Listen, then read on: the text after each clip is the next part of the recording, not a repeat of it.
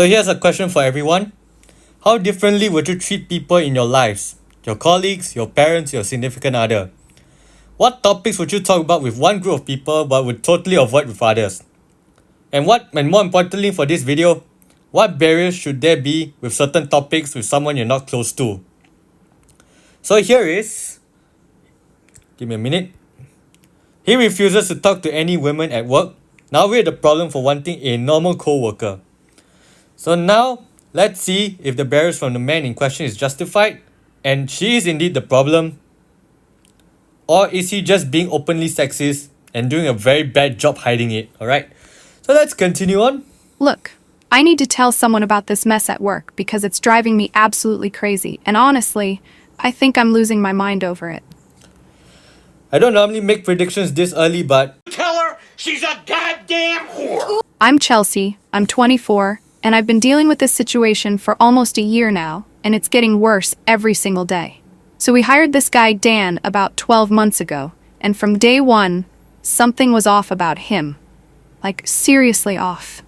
He's 27, seems normal enough on paper, but the way he acts around women is just weird. Leave me alone, please leave me alone. Leave me alone, please leave me alone. And frankly, it's starting to really tick me off. The first few weeks he was here, we all tried to be welcoming, because that's what you do when someone new starts, right?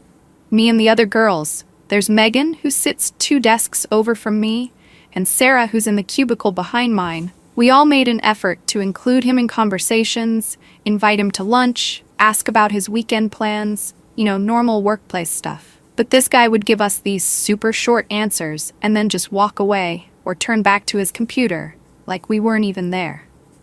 At first we thought maybe he was just shy or nervous about the new job, but it became pretty clear pretty fast that wasn't the case. I don't want peace. I want problems, always! What really started to bug me fast, that wasn't the case. What really started to bug me was how he'd cut conversations short whenever any of us women tried to talk to him about anything that wasn't directly work-related. Like, I'd ask him if he had any fun weekend plans, and he'd just say, not really, and then immediately start typing or looking at papers or whatever. even if he has weekend plans, Nobody cares! But then I'd see him talking to the guys about sports or movies or whatever for like 20 minutes at a time. It was so obvious and honestly kind of rude. The breaking point for me was when I invited him to join our lunch group one day. We always go to this little place down the street, and it's usually pretty fun. And he just said, "Thanks, but I have other plans," without even looking up from his desk. But then, later that same day, I saw him laughing and joking around with Jake and Marcus from accounting like they were best friends or something. It was like a totally different person. Between you and me, it started to feel personal pretty quickly. I mean, I'm generally pretty good with people, and I've never had someone just completely ignore me like that. Megan noticed it too. And Sarah was getting frustrated because she'd tried multiple times to strike up conversations with him, and he'd just give her these one-word answers before walking away. Again! We started talking about it more and more because it was just so bizarre. What made it even weirder was watching him with the male coworkers. He'd join their conversations about random stuff, laugh at their jokes, even participate in their little work fantasy football thing they had going. But with us, nothing. Absolutely nothing beyond good morning and have a good evening, and even those felt forced and fake. I tried giving him the benefit of the doubt for a while. and you have a problem with that? What's wrong with just keeping things professional, strictly business? Or do you have a romantic interest in Dan? Kinda showing there. Thinking maybe he was just awkward around women. You've been had. You've been took. You've been hoodwinked. Bamboozled. Led astray. Run amok. He's only awkward around the three of you. Alright? Don't try to drag women into this. Or maybe he had some social anxiety issues or something. But the more I watched him interact with everyone else, the more it became obvious that this was a deliberate choice he was making. How do you have the time to observe him? Don't you have work to do? He was choosing not to be friendly with the women in the office while being perfectly normal and social with all the guys. Sarah was the first one to say what we were all thinking, that his behavior was creating this weird, uncomfortable atmosphere where the women felt excluded and unwanted. Like, why should we have to walk on eggshells around this guy when he's clearly capable of normal human interaction? No. You're not walking on eggshells, right? He's just giving you one short phrase answer, and you're mad that he didn't give you another end sentence for you to try to have a conversation with him, right? If someone is clearly uninterested in having a conversation with you, just get back to work, right? Distract yourself with work. It just didn't make sense, and honestly, it was starting to really get under my skin in a way that surprised me. The more we talked about it, the more frustrated we all became. Here we were, trying to be welcoming and inclusive, and this guy was just shutting us down at every turn while being buddy-buddy with all the men. It felt wrong and unfair, and frankly, it was starting to affect how I felt about coming to work every day. Something had to give, and I was getting tired of pretending like his behavior was acceptable when it clearly wasn't. Wow, it's not acceptable to attention-seeking like you. I started paying way more attention to Dan's patterns after that, and honestly, what I discovered made everything so much worse.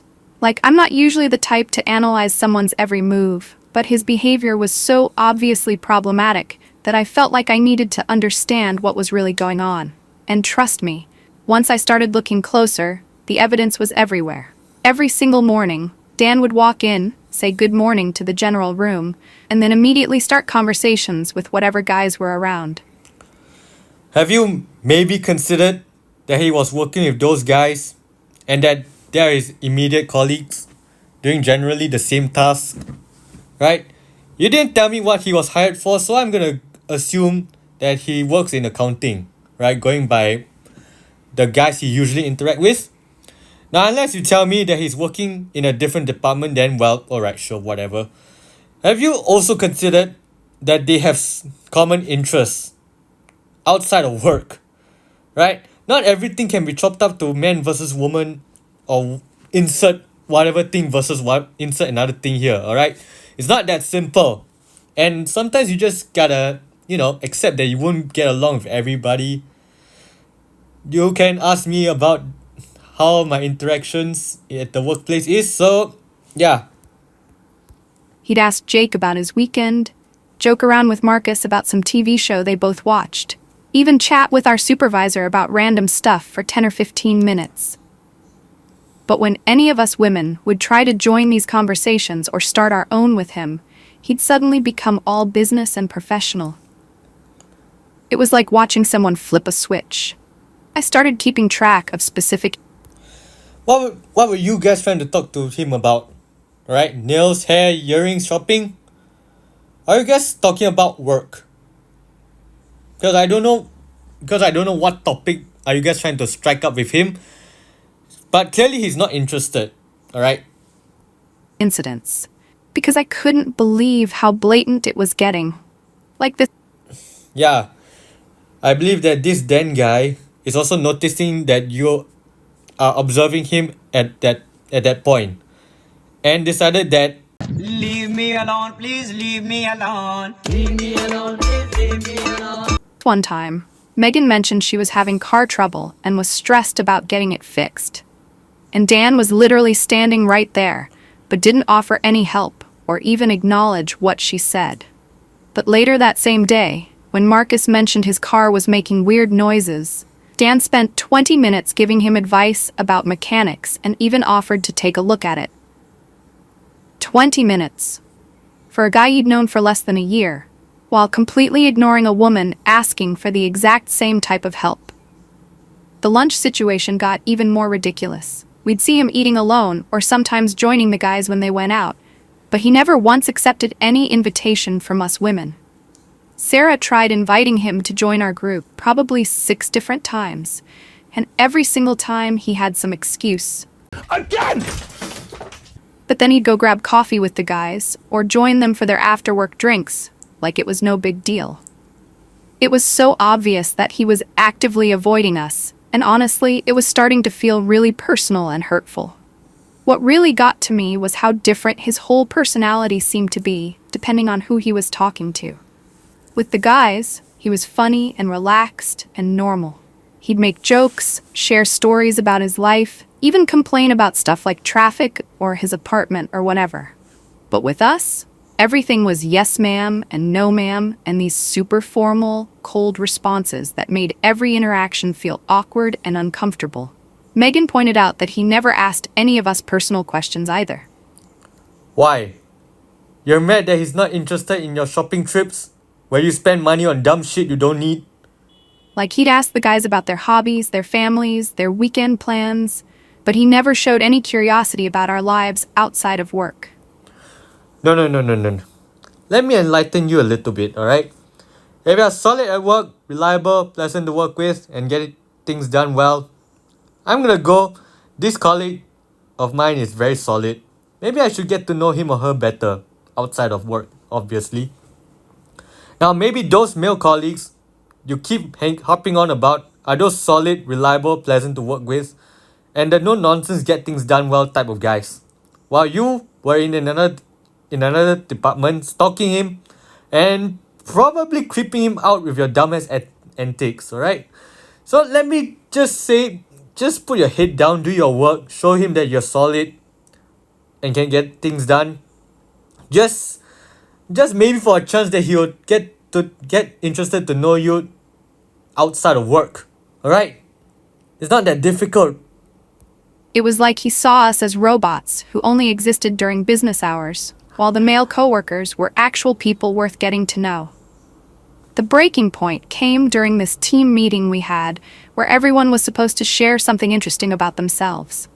All the guys got these engaged, curious responses from Dan. He asked follow-up questions, made connections to his own experiences, even laughed at their stories. Again! But when it was my turn to talk about my weekend hiking trip, he just nodded politely and didn't say a single word. Let me guess. Your hiking trip was boring. Given how you're writing this, I have the impression that he probably fell asleep listening to you. Same thing happened to Sarah when she talked about her photography hobby, and to Megan when she mentioned her volunteer work. Just polite nods and silence. After that meeting, the three of us grabbed coffee and really talked about what was happening. We all agreed that his behavior was beyond weird. It was actually creating this hostile environment where we felt excluded and unwelcome in our own workplace. Have you maybe considered that those aren't his interests? Have you also maybe considered that in his head he's going, I'm sure it was fun and interesting for you, just like how sports and TV shows are fun and interesting for me. I don't know why you want to dig your own grave, Chelsea. Sarah said she'd never experienced anything like it, and Megan mentioned that she was starting to dread coming to work because she felt so awkward and uncomfortable around him. I realized that what bothered me most was how unfair the whole situation was. Here we were, trying to be friendly and inclusive and create a positive work environment for everyone, and this guy was just shutting us down while rewarding the men with his normal, social personality. It felt discriminatory, honestly, and I was getting tired of pretending like it wasn't affecting all of us. By the way, this video is almost 30 minutes long. I don't know how much more information will she put in this and how much will she self-snitch that she is the problem. Right? Just brace yourself. Something needed to be done about Dan's behavior, and it was becoming clear that being patient and understanding wasn't going to change anything. The situation with Dan escalated to a whole new level when I decided I needed to really understand what was going on because his behavior was just too bizarre to ignore anymore. I mean, I'm not normally someone who obsesses over coworkers, but this was affecting my entire work experience, and I felt like I had every right to figure out what his deal was. Yeah, you know, some things are best left unknown. You know the old saying, ignorance is bliss? So I started paying closer attention to everything he did, and what I discovered was honestly shocking. First thing I did was check out his social media profiles, because I figured that might give me some insight into his personality and whether he was just antisocial in general, or if this was specifically about women. Turns out, his Facebook and Instagram showed a completely different person. Someone who was social and outgoing with mixed groups of friends, posting pictures from parties and hangouts with both men and women. Yeah, that's when you know you're the problem, right? So clearly he was capable of normal social interaction with women outside of work, which made his behavior at the office even more confusing and, frankly, more insulting. Look, you're at work, do your work, right? Show him you're solid and reliable, then maybe he'll want to talk to you more.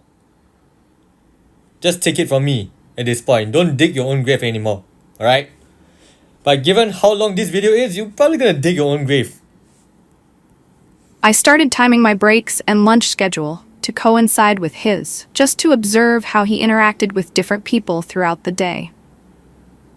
What I found was this incredibly consistent pattern where he'd be warm and engaging with male coworkers, but cold and professional with all the women. Like, I watched him spend 45 minutes helping Jake troubleshoot some computer issue, joking around and being totally relaxed the whole time.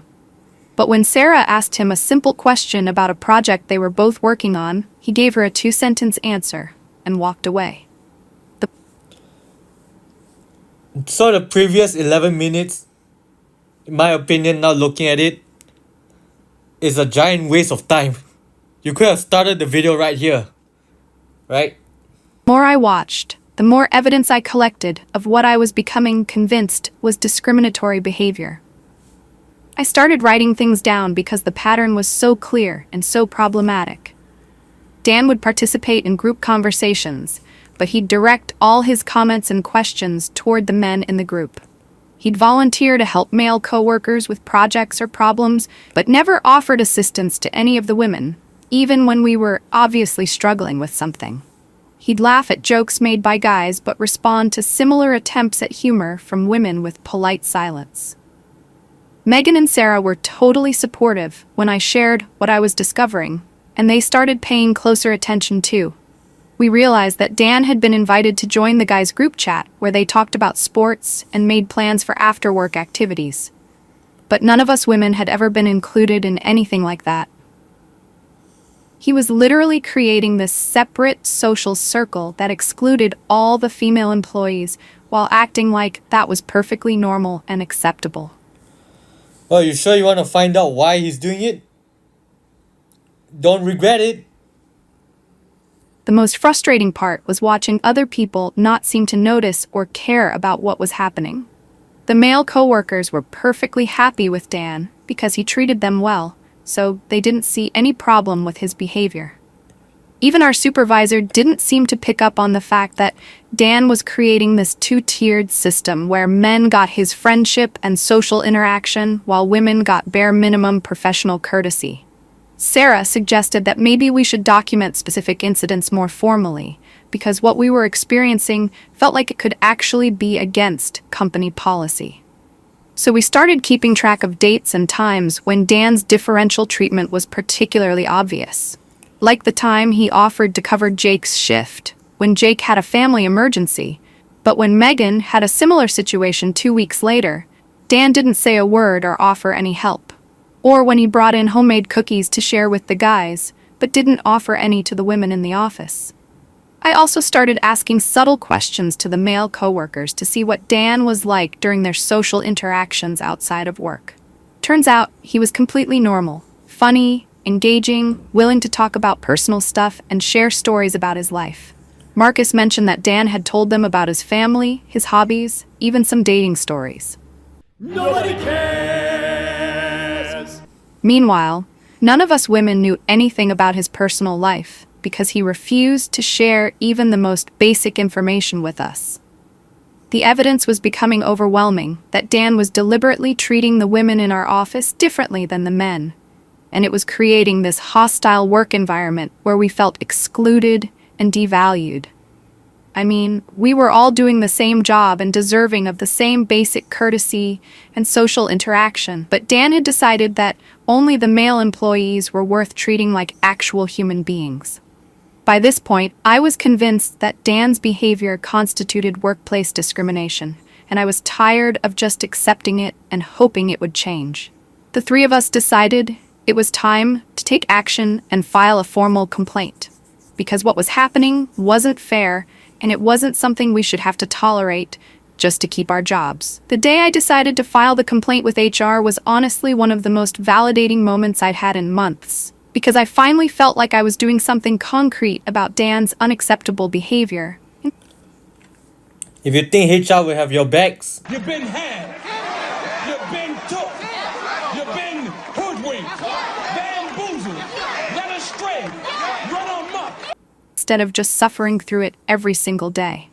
I'd reached my absolute breaking point the week before when we had this group lunch invitation situation that was so blatantly discriminatory that I couldn't ignore it anymore. What happened was, Jake and Marcus were organizing this lunch outing to celebrate finishing a big project, and they invited everyone in our department. When they asked Dan if he wanted to join, he immediately said yes and started talking about how he'd been wanting to try that restaurant for months. But then, when the conversation turned to logistics, and Sarah mentioned she'd need to move some meetings around to make it work, Dan suddenly changed his tune and said he actually couldn't make it after all because he had other commitments. It was so obvious that he didn't want to go if women were going to be there, and honestly, it was humiliating for all of us. That same week, I watched Dan accept an invitation to grab drinks with the guys after work, joking around about how he needed to unwind after a stressful day. But when Megan casually mentioned that a group of us were planning to check out this new happy hour place and he should join us, he gave her this cold, "Thanks, but I have plans" response, without I think you guys have created enough stress for him. I don't want peace. I want problems always. even looking up from his computer. The double standard was so blatant and so insulting that I knew I couldn't keep pretending like this was normal or acceptable behavior. So I scheduled a meeting with HR and asked Megan and Sarah to come with me because I wanted them to share their experiences too. I spent the night before organizing all the documentation I'd been keeping. Specific dates and incidents where Dan's differential treatment was most obvious. Examples of how his behavior was affecting our work environment, and evidence that he was capable of normal social interaction, but was choosing not to extend that courtesy to the women in our office. The HR meeting went exactly how I hoped it would. The representative, Lisa, took our complaint very seriously and asked detailed questions about Dan's behavior patterns. She seemed particularly concerned when we explained how Dan's selective socializing was creating this atmosphere where the women felt excluded and undervalued compared to our male colleagues. When I showed her my documentation of specific incidents, she said it was clear that we'd been experiencing something that needed to be investigated. Lisa explained that what we were describing could potentially constitute discrimination based on gender, and that creating different treatment standards for male and female employees was something the company took very seriously. She assured us that they would conduct a thorough investigation and interview other employees to get a complete picture of what was happening. I felt so validated hearing her say that our experiences were legitimate workplace concerns and not just us being overly sensitive like I'd started to worry we might be. The best part was when Lisa told us that she'd be speaking with Dan directly about his behavior and making it clear that all employees needed to be treated with equal courtesy and respect, regardless of gender. She said that if the investigation confirmed our complaints, there would be consequences for Dan and requirements for him to change his behavior going forward. Finally, someone in authority was taking this situation seriously and recognizing that what we'd been dealing with wasn't acceptable. After the meeting, I felt this huge sense of relief and empowerment. For months, I'd been feeling frustrated and helpless about Dan's treatment of us, but now I'd taken concrete action to address the problem. Megan and Sarah were both grateful that I'd initiated the complaint process, and we all agreed that we'd done the right thing by speaking up instead of continuing to suffer in silence. Well, if the title of this video is not a dead giveaway for the spoilers at the end,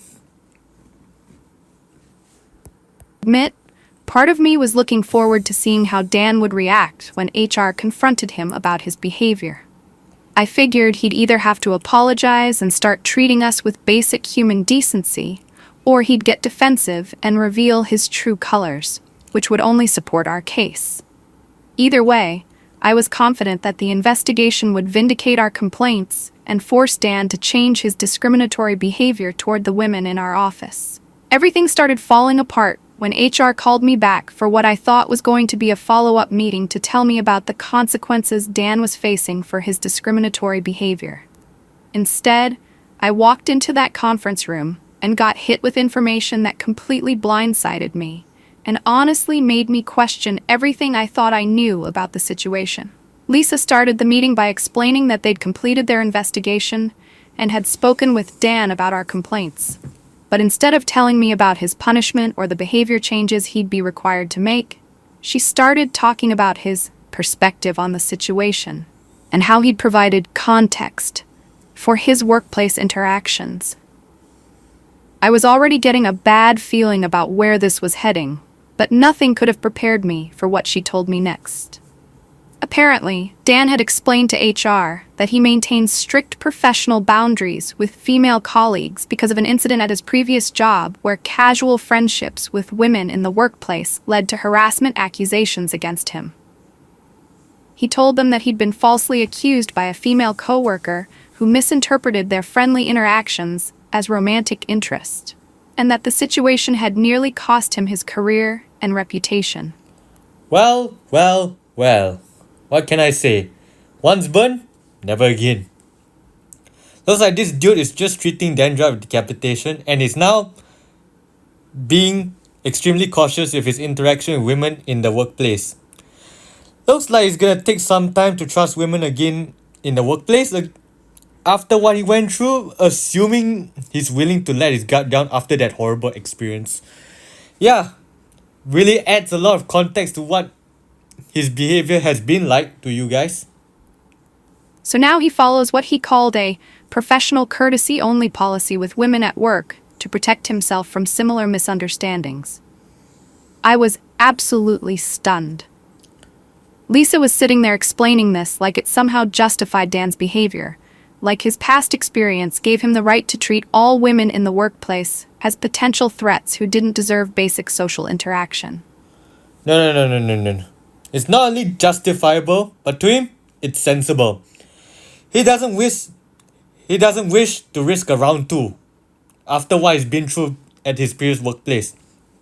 And also, you can thank that previous woman who misunderstood him for his coldness towards you. Maybe you might want to treat that woman to a drink, right? For making Dan becoming the person he is today, right?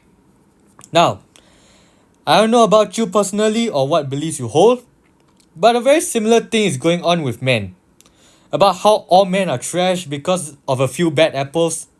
Yeah, looks like you don't live in a very smart culture, or that you are just receiving the same treatment of what men have been receiving on their end, right?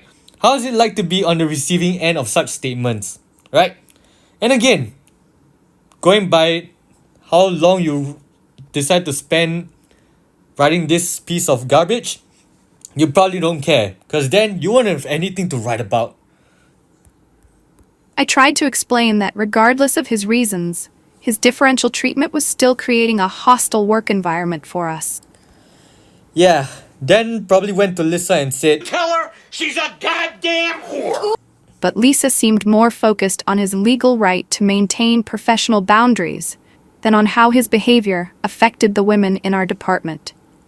The worst part was when she told me that several of the male co-workers had come forward to support Dan during the investigation. Apparently, Jake and Marcus and even our supervisor had all confirmed that Dan had shared his previous workplace experience with them and that they understood and supported his decision to keep things strictly professional with female colleagues. I would go as far as to say it would be wise to be strictly professional with all colleagues at a workplace during working hours, right? Only during breaks or when you're going home do we break into a let's be more casual attitude, right? So my advice is that you just remain professional at work at all times, unless it's break time. I felt completely betrayed. Here I thought these guys were our friends and co-workers, but when it came down to it, they sided with Dan and acted like his discriminatory behavior was perfectly reasonable.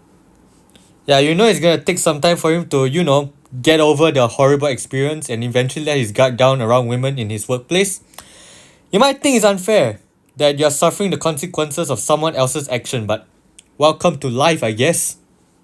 Or welcome to the culture that we live in today.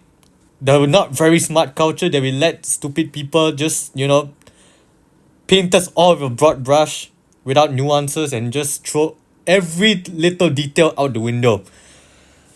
What a dumb culture we live in. Then Lisa dropped the real bombshell.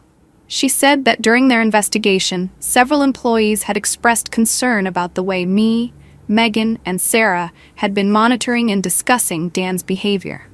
Apparently, people had noticed us watching him, timing our breaks to observe his interactions, and constantly talking about him among ourselves. I don't know if you know this, but to some extent, whether fairly or unfairly, he saw his ex-female colleague who accused him of harassment in you. So don't be shocked that he's avoiding you like the plague. Alright? Some co-workers had described our behavior as obsessive and uncomfortable, and a few people had actually complained that we were creating workplace drama and making them feel awkward about their own interactions with Dan. I couldn't believe what I was hearing. Somehow, we'd gone from being the victims of discrimination to being accused of harassment ourselves. Lisa explained that systematically monitoring a coworker's behavior, documenting their social interactions, and creating a hostile environment through constant discussion and complaint could actually constitute workplace harassment under company policy. She said that while our feelings were valid, our response to the situation had crossed some lines and made other employees uncomfortable. Yeah, you thought Dan crossed some lines, but I sincerely hope you haven't crossed all those lines yourself, because otherwise here's a smack to the face for that stupidity. The meeting ended with Lisa telling me that they weren't going to take any action against Dan because his behavior, while perhaps unfriendly, didn't violate any company policies and was actually within his rights as an employee. But she said that me, Megan, and Sarah would need to attend mandatory sensitivity training about appropriate workplace behavior and professional boundaries.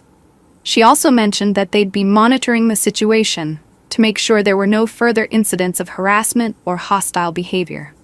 I walked out of that meeting feeling completely humiliated and confused. How had a situation where we were clearly being discriminated against turned into us being the ones in trouble?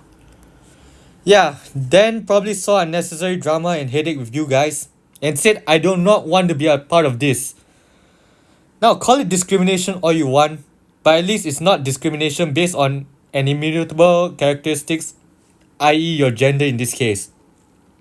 Sure, he might be unjustly treating you ladies like a bunch of drama queens, but still, after that incident, he's not taking risks for round 2, right?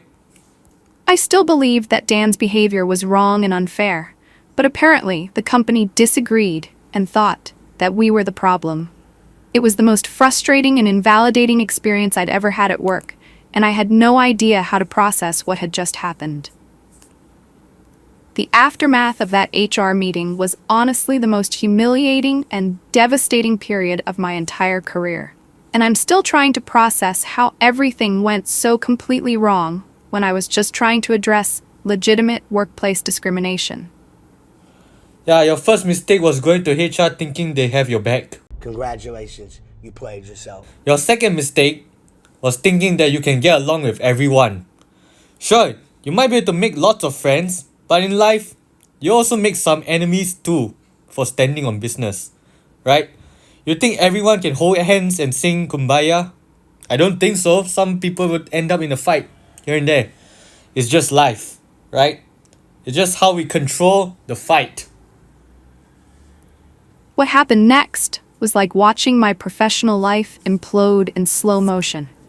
And the worst part is that everyone acted like I deserved it. Within a week of our sensitivity training sessions, word had somehow spread throughout the entire office about the investigation and its outcome. I never found out exactly who leaked the information, but suddenly everyone knew that me, Megan, and Sarah had filed harassment complaints against Dan, and that HR had concluded we were the ones engaging in inappropriate behavior. Yeah, I bet my bottom dollar that it's Lisa who leaked it. Lisa from HR. The looks I started getting from coworkers were a mixture of awkwardness, judgment, and sometimes outright hostility. Like I'd become this toxic person who created drama and made everyone's work life more difficult. The social dynamics in our department completely shifted, and not in our favor. People who used to include us in lunch plans and casual conversations started keeping their distance, like they were afraid we'd document their interactions and file complaints about them too. Well, that's what you did with Dan. It's not that far of a leap to that conclusion. Even worse, I noticed that several coworkers were going out of their way to be extra friendly and inclusive with Dan, almost like they were making a point about how unreasonable our complaints had been. Watching him get treated like some kind of victim who needed protection from us was absolutely infuriating. Protection? Maybe not the right word.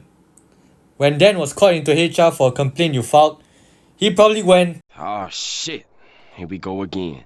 My relationship with Megan and Sarah started falling apart too, which was devastating because I'd thought we were united in this situation. You've been had. You've been took. You've been hoodwinked. Bamboozled. Led astray. Run amok. Sarah was the first to turn on me, claiming that I'd pressured her into filing the complaint and that she'd never really thought Dan's behavior was that problematic. She said she'd just gone along with it because she didn't want to disagree with me. But now she regretted getting involved and blamed me for the professional consequences she was facing. Megan held out longer, but eventually she started making comments about how maybe we'd misread the situation and that we should have just accepted Dan's professional boundaries instead of making such a big deal about everything. The final blow came when I learned that Dan had been offered a promotion to a different department, effective immediately. HR framed it as a lateral move that would be beneficial for his career development, but it was obvious that they were rewarding him for handling our complaints professionally while essentially removing him from our toxic presence. Meanwhile, I had this formal reprimand in my file that would affect my performance reviews and any future promotion opportunities. yeah, that's HR's way of saying, do your f***ing job next time. Dan got advancement and validation, while I got labeled as a troublemaker who couldn't handle normal workplace interactions. What made everything even worse was that I started experiencing exactly the kind of social isolation that I'd accused Dan of creating. Coworkers would have conversations that stopped when I approached, lunch invitations that mysteriously didn't include me, and this general atmosphere of people being polite but distant whenever they had to interact with me. The irony wasn't lost on me that I was now the one eating lunch alone and feeling excluded from office social dynamics. But unlike Dan's situation, mine was the direct result of my own actions and poor judgment. My work performance started suffering because I was so distracted and demoralized by the whole situation. I'd spend half my day obsessing over how unfairly I'd been treated and trying to figure out how to salvage my reputation. Well, this might sound like treating dandruff with decapitation. Resign, find a new job, and don't make the same mistakes you made here. Right? Instead of focusing on my actual job responsibilities.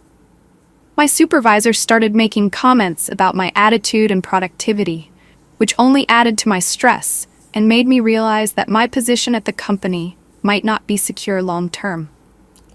I don't know how you did it, but you kind of snitched on yourself that you spend more time watching and observing others, how others interact with you, rather than doing your job.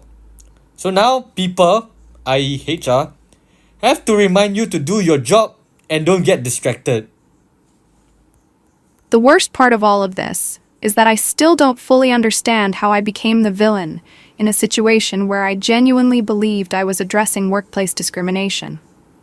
Dan continues to maintain his professional boundaries with female colleagues, which apparently everyone now sees as perfectly reasonable and appropriate. Yeah, maintaining professional boundaries with all colleagues is the wiser thing to do. If it's work time, you work. If it's break time, then you can be a bit more casual, right? Also, try to listen more instead of trying to be the carrier of conversations. You might learn something new about how to do your work more efficiently, alright? While I'm stuck with this reputation as someone who creates unnecessary drama and can't handle professional relationships like a mature adult, I've basically become a cautionary tale about what happens when you misinterpret workplace dynamics and let your personal feelings interfere with professional judgment. Even though I still think there was something unfair about how Dan treated us differently than the male employees. Looking back, maybe I should have just accepted that some people prefer to keep work relationships strictly professional.